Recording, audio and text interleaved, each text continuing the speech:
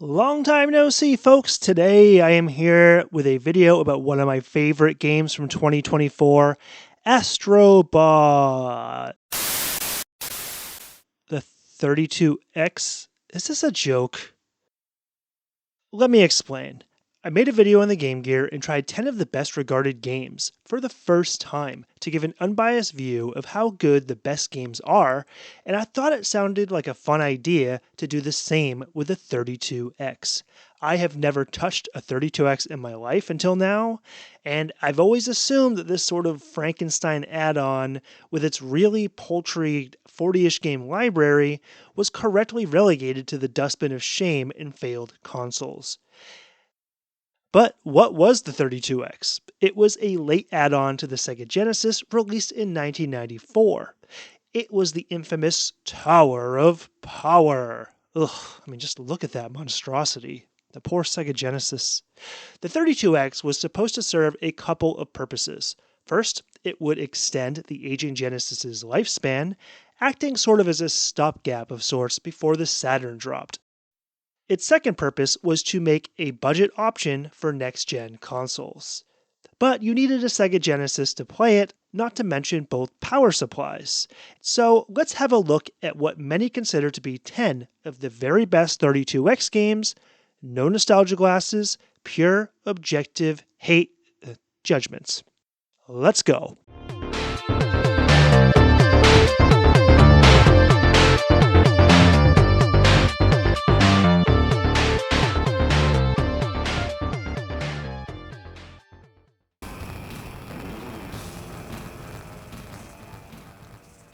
Now, I have to admit that I completely just groaned when I saw this game voted for as one of the best games on the 32X along Space Harrier. For me, I grew up playing Star Fox 64. That was my introduction to rail shooters, and I've always had a lot of trouble going back to Sega's 80s arcade rail shooters, where the parallax scrolling is what gives the game any sense of variety. But for you, my dear viewers, dying to know if Afterburner Complete is completely awesome or not, I did stomach playing it for a little while. Now, if you've never played Afterburner, it is a Sega's 80s arcade classic where you play as a fighter jet flying around trying to avoid projectiles and shooting other planes. You have missiles and standard bullets, and you need to shoot down all the jets and their projectiles. I do think the visual effects in this game are really, really well done. You fly off, you can see the water spray, you can see your exhaust coming out of the back of the plane, the bullets incoming. Everything, honestly, visually, looks stunning for the time. But I have to admit that I don't really have any real love for this game other than admiring the technical aspects of it. To be fair though, this port seems pretty darn close to arcade perfect. It runs at a buttery smooth 30 frames per second, and the colors really, really pop. The sound's pretty good too. As I said, Afterburner will never be a game for me, but if you do love this game or have never tried it and think it looks pretty cool, the 32X does have a very good port of Afterburner and Space Harrier, if those are your jam.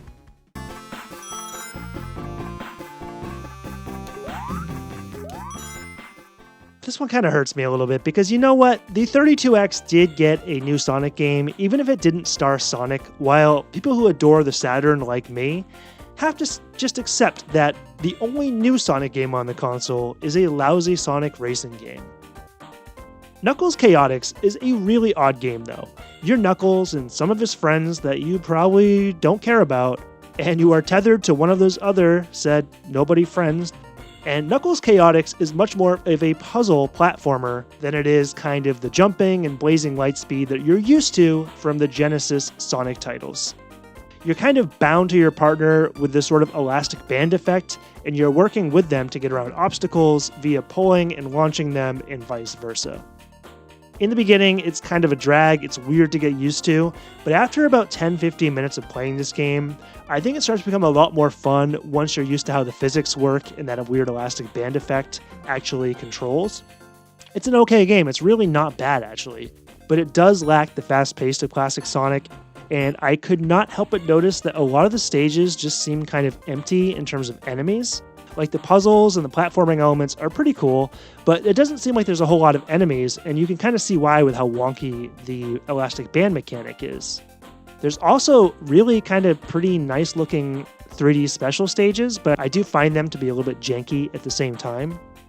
I think most people can probably pass on this title, but there is quite a bit of fun to be had for people with some patience. Just don't expect this game to be quite as good as the Genesis Sonic games or even Sonic CD, which is actually a great game.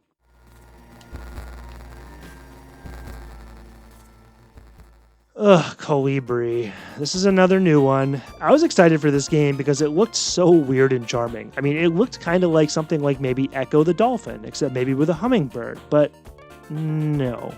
This is a shoot 'em up that feels like a really quirky take on Fantasy Zone, like almost like a spoof of that game. You play as an adorable hummingbird who can freely roam up, down, left, right. You grab upgrades, you can fight off hordes of enemies such as hornets and honeybees and more bees. Now, if you're like me, that sounds pretty cool, right? Minus like the angry bees part. But there's one issue. This game just isn't that fun.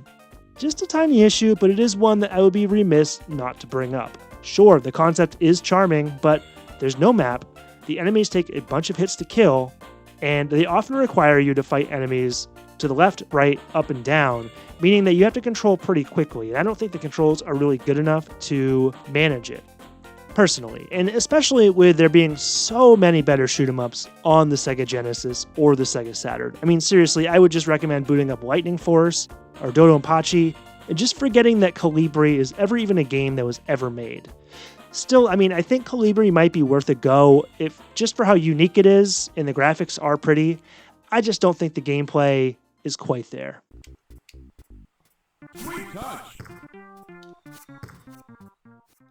He's on fire! And like most versions of NBA Jam, this game is fire. I love NBA Jam, I really do. And this version, luckily, just allows me to keep that trend going. I don't really know if there's anything special about this version. You know, I played this game over the years, not really owning the game, so I don't know. I think I played the Genesis version. I definitely played the 2011 version on PS3, and probably a couple other versions. And this version doesn't seem that much different from the old school 90s ones I played as a kid. It's a 2-on-2 arcade basketball game with the best players from 1994. Now that actually is pretty cool considering, you know, you got players like Scottie Pippen on the court. You can only control one player, but you can actually force your AI partner to pass the ball to you. Now, I got my butt absolutely kicked in the 2 games I played, but I had an absolute blast playing them, and I did almost steal that second game. Still a little bitter about it. Now, this game would probably be even more fun with a friend, but at the end of the day, I don't think this version does anything to really stand out from the pack, for better or worse, but if I had a 32X, this would definitely be a must-have.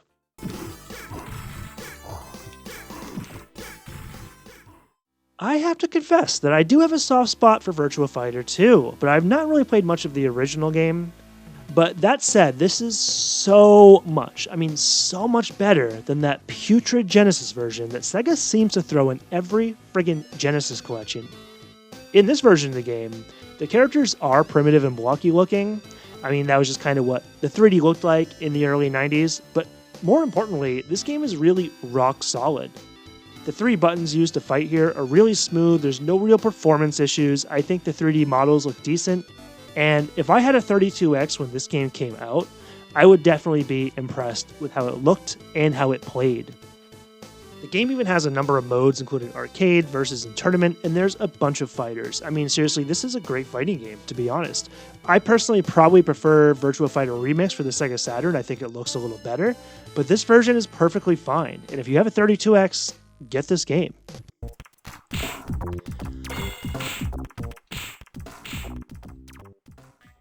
Oh, I'm going to make some people angry with this one. Tempo is a highly regarded 2D platformer on the 32X, and I will say it is an interesting experience. Visually, you will immediately notice that it looks like a 90s cartoon, and it is really neat how the backgrounds move and everything just seems so lively and colorful. The aesthetics actually remind me a lot of both a Saturday morning cartoon from the 90s and Airzonk on the TurboGrafx 16, though Airzonk is a way better game than Tempo. The last bit to kind of note on the aesthetics is that there's actually some 3D computer modeling too. Like I noticed when I made it to the first boss, which was a giant shoe, it looked like it was definitely done with 90s computer 3D modeling, kind of like you'd almost see in like Donkey Kong Country or something, which I thought actually looked pretty cool in the game. Now, unfortunately, The graphics are about the only thing I really like about Tempo. I get that 32X fans will probably take offense to that since this is admittedly not an awful platformer, like it is playable, but I don't like the movement speed, and you can run, but it's really wonky, you run really fast, and it doesn't even seem to be designed to use other than to like slam into enemies since you can kind of kick them at the end of your run. The level design is also pretty much a mess. I don't like navigating the stages, and some of the platforming is just downright annoying. Like I had to like jump on a bunch of clotheslines, like almost like zip lines that moved upward. But it just like left me falling down and aggravated. And like I get that some people are just like, oh, you suck at the game. If you were better, it'd be fun. But you know, the thing is like I just think between the weird controls and the awkward stage design, this game just doesn't work as well as I wish it did, and Nintendo and even Sega with like Sonic and stuff just made such better platformers. Like there's just so many better platformers on both the Super Nintendo and the Genesis. It's like, why play this one? So I think this game can definitely be skipped by everyone except for the most hardcore 2D platformers game. Just, you know, while it's not a terrible game, do not let the looks fool you into thinking this is a forgotten classic.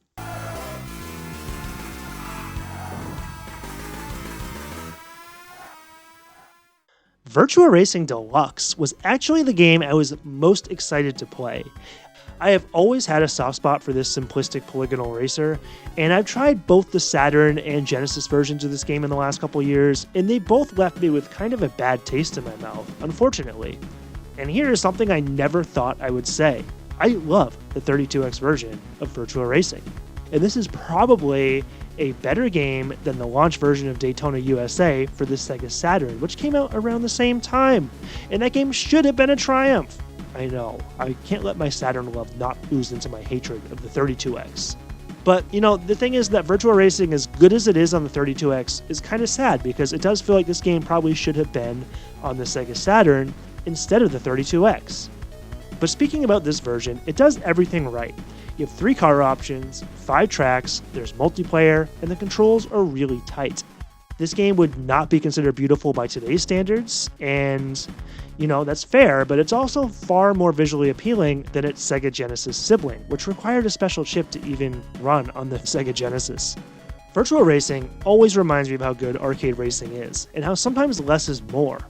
And, you know, with the exception of the Switch version or the arcade version, this is the best version of the game, and it's a true triumph for the 32X. Now, back to reality. Shadow Squadron is a 3D space shooter that is kind of going for partial simulation, partial shooter, and I imagine probably when this game came out, it looked really good, but it's really hard to get into nowadays, and I'm saying that as someone who really loves retro games as well and has a lot of patience for them. Not only are the 3D graphics primitive, but the gameplay is pretty slow and honestly pretty boring, especially if you use the autopilot, which you should just not do unless you want a quick nap, which to be fair is actually more appealing than playing Shadow Squadron in my book. Every time you play this game, you are treated to an almost minute-long, unskippable sequence of your ship leaving the dock, which I guess probably looked pretty cool in 1995. And from there, it's just a rather dull space shooting. I know some people adore this game, but I do think that there is a much better game in this genre on the 32X, relegating this game to fans with nostalgia lenses or people who really enjoy slow plotting space shooters that almost feel more tech demo-ish than a full-fledged game. Well, I will say, at least the synth music is actually kind of cool and fits the atmosphere, even if it's kind of unmemorable.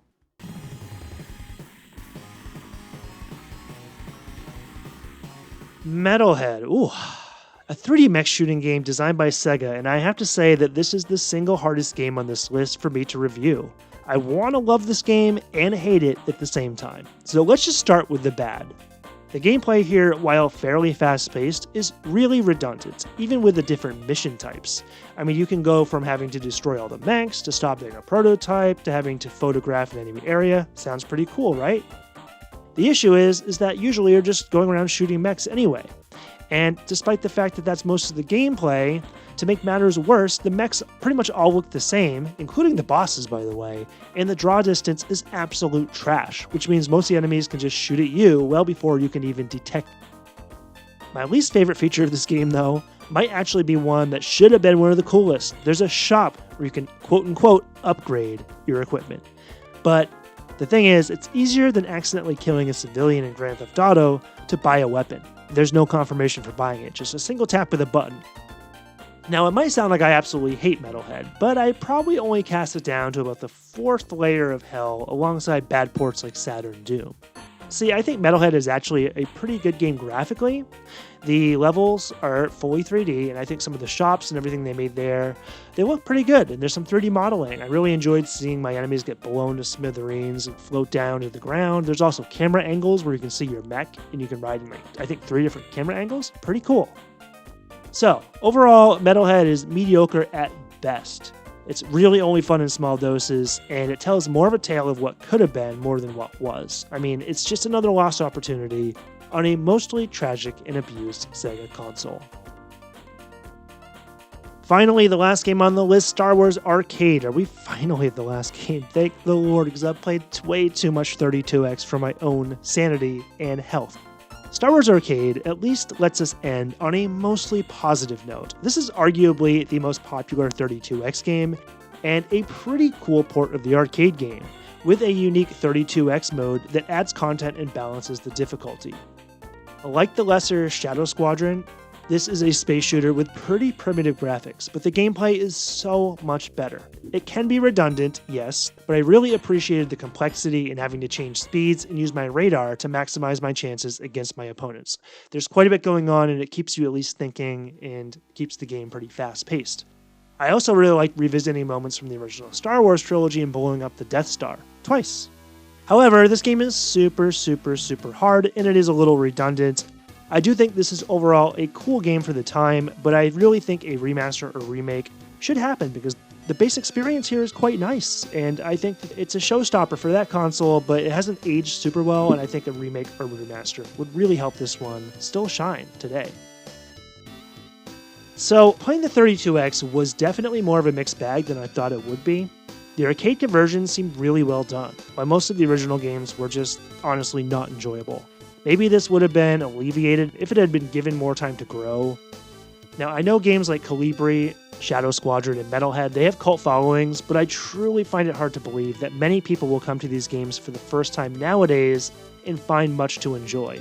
I do think Knuckles Chaotix, of all the original games, seems like the one that deserves more credit than it gets. It has wonky mechanics, weird level design, and the lack of enemies. But I do think overall, Knuckles Chaotix is more good than bad.